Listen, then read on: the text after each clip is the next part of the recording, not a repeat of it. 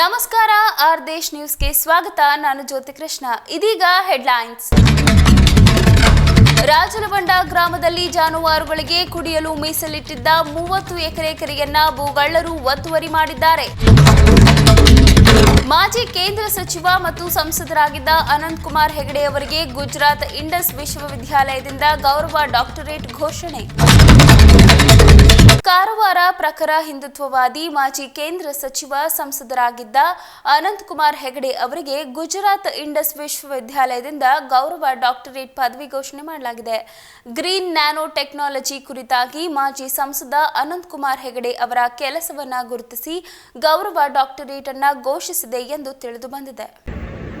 कई बार मन में ऐसा भी लगता था कि ब्रिटिश तो चले गए लेकिन ब्रिटिशपन हमें नहीं छोड़ा.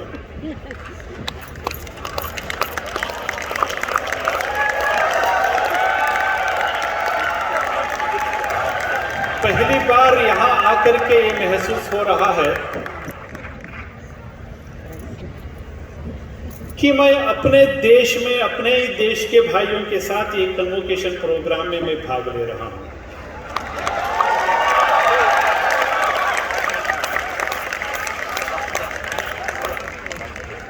Just I salute Bhandari family.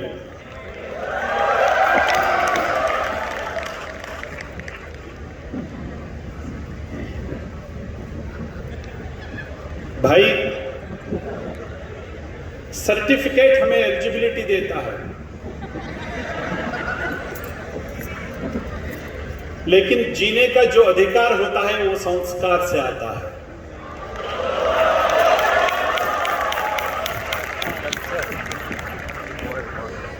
शिक्षण और संस्कार में फर्क होता है.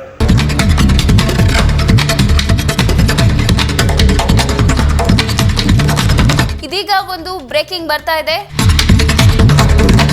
ಯುವಕನ ಕುತ್ತಿಗೆಗೆ ಸ್ಕ್ರೂ ಡ್ರೈವರ್ನಿಂದ ಚುಚ್ಚಿ ಹಲ್ಲೆ. ಗದಗ ನಗರದ ಜುಮ್ಮಾ ಮಸೀದಿ ಬಳಿ ನಿನ್ನೆ ನಡೆದ ಘಟನೆ ಇದಾಗಿದೆ. ಘಟನೆಯಲ್ಲಿ ಅನಿಲ್ ಮುಳ್ಳಾಳ್ 27 ವರ್ಷದ ಅನಿಲ್ ಮುಳ್ಳಾಳ್ಗೆ ಗಂಭೀರವಾದ ಗಾಯವಾಗಿದೆ. ಶ್ರೀರಾಮ ಸೇನೆಯ ಕಾರ್ಯಕರ್ತನಾಗಿರುವಂತಹ ಅನಿಲ್ ಎಂಬ ಯುವಕನ ಮೇಲೆ ಈ ದಾಳಿ ಆಗಿರುವಂತದ್ದು. ಜೊತೆಗೆ ಅವರ ಜೊತೆಗಿದ್ದಂತಹ 5 ಕೂಡ ಸಣ್ಣ ಪುಟ್ಟ ಗಾಯಗಳಾಗಿದೆ.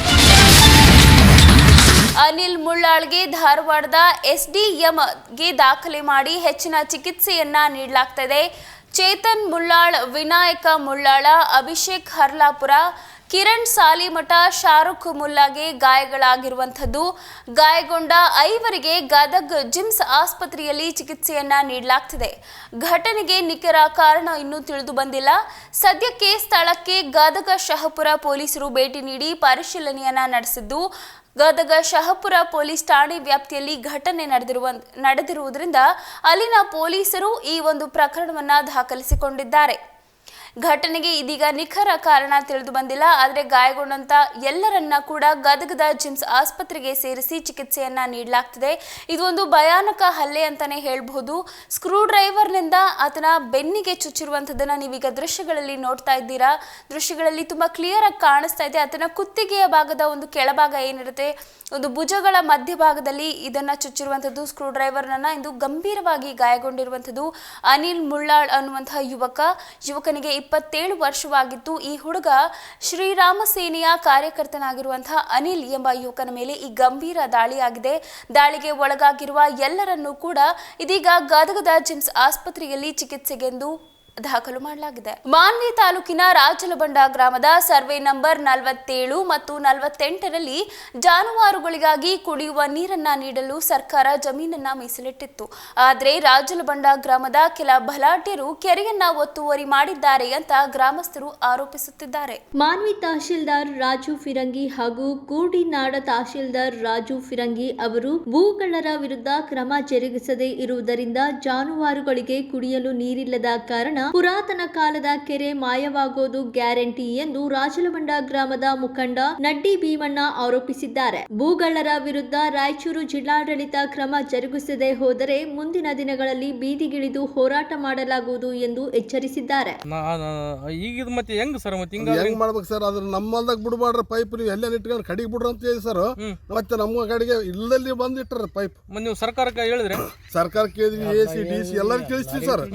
ಎಲ್ಲರೂ ತಿಳಿಸಿ ಇದೆ ಮತ್ತೆ ಪೈಪ್ ಇಡಬೇಡ ಅಂತ ಹೇಳಿದ್ರೆ ಪೈಪ್ ಇಟ್ರ ಸರ್. ಮೊನ್ನೆ ಏನ್ ಮಾಡ್ಬೇಕು ಸರ್ ನಾವು? ಮತ್ತೆ ಈಗ ಇದು ಕೆರೆ ಇತ್ತಲ್ರಿ, ಪಟ್ಟ ಭೂಮಿಗಳೇ ಹೋಗತ್ತವ ಮತ್ತೆ ಗರೇಣಿಗಳು ಕೆರೆ ಮಾಡ್ಕೊಂತಿದ್ರೆ ನಾವೇನ್ ಮಾಡ್ಬೇಕು ಸರ್?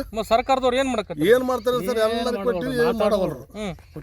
ಹಿಂಗಾದ್ರೆ ಹೆಂಗ್ ಮಾಡ್ಬೇಕಲ್ಲ ಸರ್? ಅದಕ್ಕೆ ಎಲ್ಲರೂ ಕೊಡೋರು ಎಲ್ಲ ಕೊಟ್ಟಿವಿ, ಮಾಡೋರು ಮಾಡಿವಿ, AC DC ಎಲ್ಲರೂ ಮಾಡಿವಿ, ಬಿಟ್ಬಿಟ್ಟಿವಿ. ಅಲ್ಲ ರೀ, ಈಗ ಈ ರೀತಿಯಾಗಿ ಕೆರೆಯನ್ನು ಇಡ್ಬೇಕು ಪೈಪ್ಗಳು ಅಲ್ಲೇ ಮಂಜಲ್ಗಳಾಗಿ ಇಟ್ಟು ಮಂಜಲ್ದ ನೀರ್ ಹರಿಸಿ ನಾವ್ ಏನ್ ಮಾಡ್ಬೇಕು ಸರ್? ಅಲ್ಲ, ಒತ್ತುವರಿ ಮಾಡಿದ್ದು ತಪ್ಪಲ್ದ ಮತ್ತೆ ಬೇರೆ ರೈತರಿಗೆ ಅನುಕೂಲ ತ್ರಾಸ ಮಾಡಿದ್ರೆ ಹೆಂಗ್ ಸರ್ ಅದು? ಮತ್ತೆ ಈಗ ನೀವು ನಿಮ್ ಮುಂದಿನ ನಡೆ ಏನ್ರಿ? ಎಲ್ಲ ಏನ್ ನಡೀತದೆ ಸರ್? ಇಷ್ಟೇ ಆದ್ ನೋಡ್ರಿ ನಡೆಯೋದು. ಹೋಗ್ಬೇಕು ನೋಡ್ರಿ, ಏನಿಲ್ಲ ಬೇರೆ ಏನ್ ನಡೆಯೋದಿಲ್ಲ. ಮತ್ತೆ ಸರ್ಕಾರದ ಅಧಿಕಾರಿಗಳು, ಕಂದಾಯ ಅಧಿಕಾರಿಗಳು ಏನ್ ಮಾಡ್ತಾರೆ? ನೋಡ್ಕೊಂಡವ್ರು ಆಚೆ ಕೂತ್ಕೊಂಡ್ರು ಬರ್ಲಿಲ್ಲ ಸರ್. ಇನ್ನು ಇದ್ರಿಗೆ ನೀರ್ ಇಳ್ದಾಗ ಬರ್ಬೇಕಲ್ಲ ಸರ್ ಅವರು. ಈಗ ಮುಂದೆ ಏನ್ ತ್ರಾಸ ಆಗ್ಯದ ಏನಿಲ್ಲ ಅಂಬದನ್ನ ಗೊತ್ತಾಗಬೇಕಲ್ಲ. ಅದೆಲ್ಲ ಏನಿಲ್ಲ ಅದು.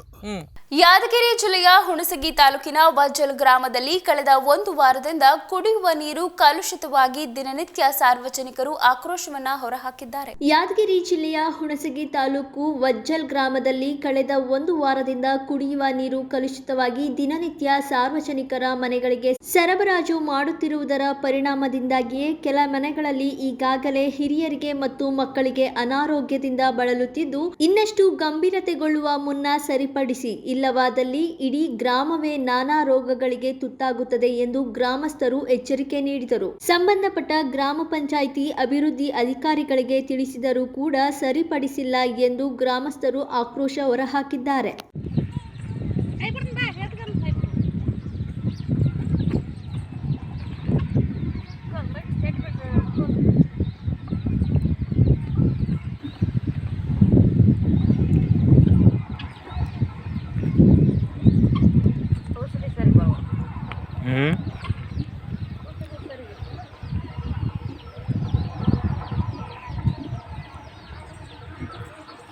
ಇದೆಷ್ಟು ಈ ಹೊತ್ತಿನ ಸುದ್ದಿ. ಮತ್ತಷ್ಟು ಸುದ್ದಿಗಾಗಿ ನೋಡ್ತಾ ಇರಿ ಆರ್ ದೇಶ್ ಟಿವಿ.